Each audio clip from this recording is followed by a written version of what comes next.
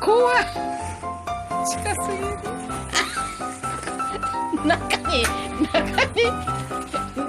レオこぼれる。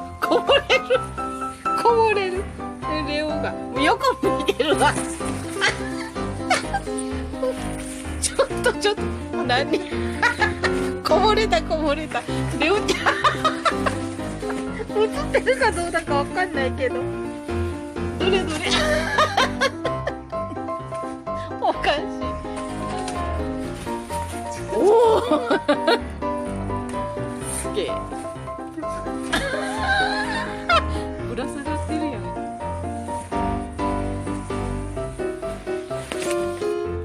こぼれたよ。入った。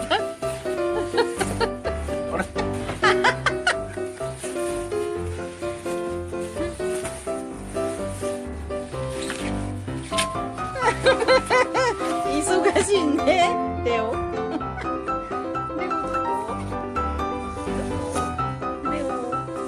おった。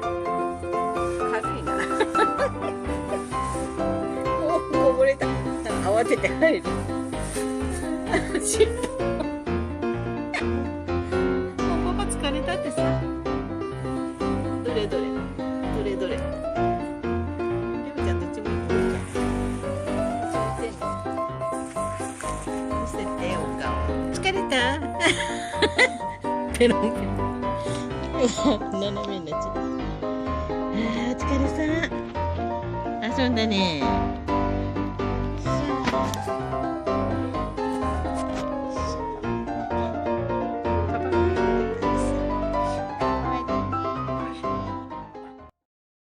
君の笑顔、私の笑顔